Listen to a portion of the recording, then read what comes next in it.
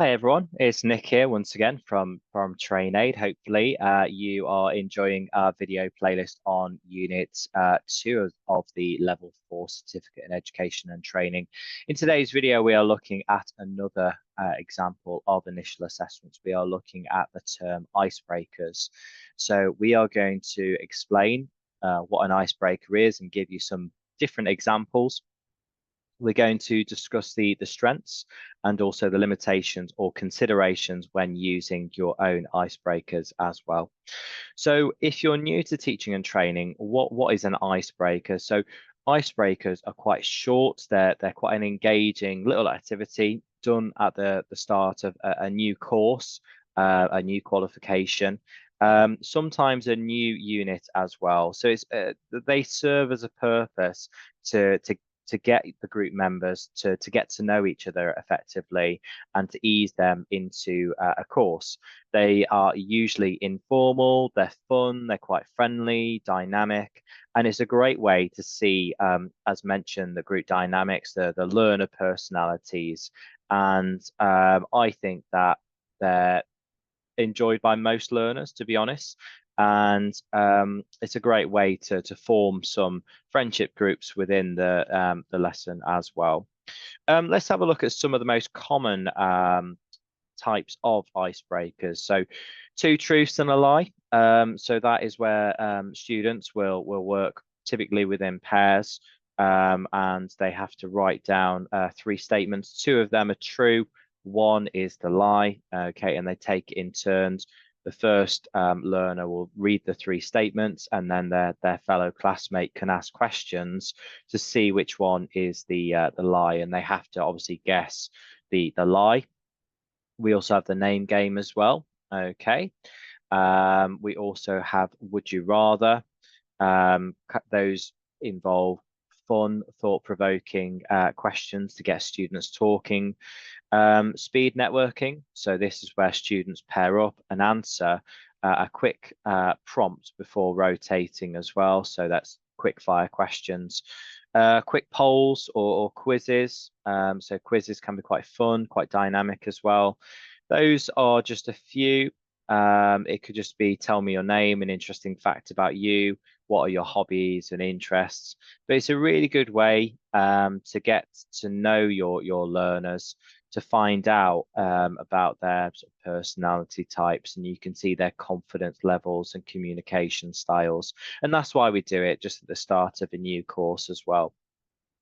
So just on to the strengths of this initial assessment. So first of all, it builds a positive classroom environment. So as mentioned before, most people do enjoy an icebreaker. It helps to foster that positive, that cohesive classroom environment, and it creates that sort of sense of community and trust among learners as well. So it breaks down those barriers, and it creates this kind of inclusive and respectful atmosphere as well. So as mentioned, I do two truths and a lie. That's one of my favorites. I also enjoy getting learners in pairs, and they have to introduce each other to the group. So it could be your name, the reason why you're here today, and also your hobbies and interests as well. But their fellow classmates introduces them to the group.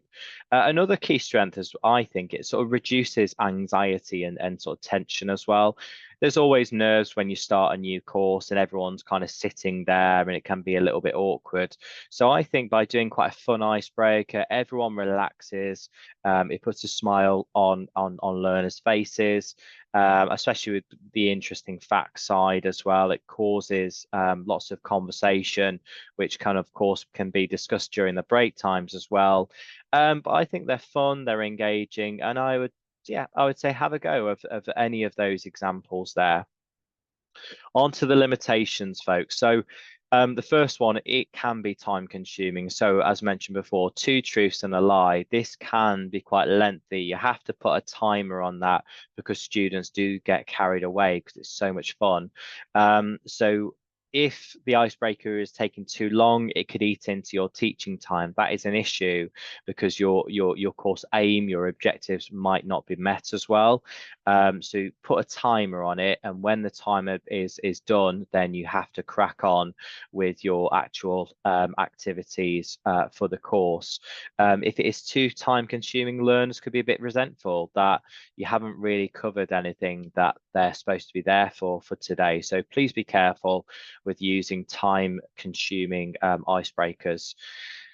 Another one is the risk of embarrassment or discomfort as well. I mean, it does happen. So some learners, they don't want to share information, you know, so you have to be quite sensible, and you have to be quite, you have to establish the ground rules with using any type of icebreaker as well. So poorly designed icebreakers, you know, can put a learner on the spot and they could feel quite self-conscious and anxious. We don't want to do that. So really be clear with the rules and just say, you know what, you don't need to disclose anything which is sensitive, can cause you embarrassment. So please only share the information that you want to. I think just sharing perhaps a hobby or interest, or perhaps a favorite holiday destination, that's quite harmful, and it gets learners to relax. So that's just a bit of information about icebreakers and the ones that I use, and my thoughts on the strengths and limitations. Once again, when explaining a couple of paragraphs to explain and maybe give an example of an icebreaker you use. For the strengths, aim for 2 paragraphs, and limitations 2 paragraphs. Once again, you can choose icebreakers or a different initial assessment. The choice is yours. Once again, thank you so much for watching. Why not put in the description there which icebreakers you use within your own teaching? I look forward to reading them.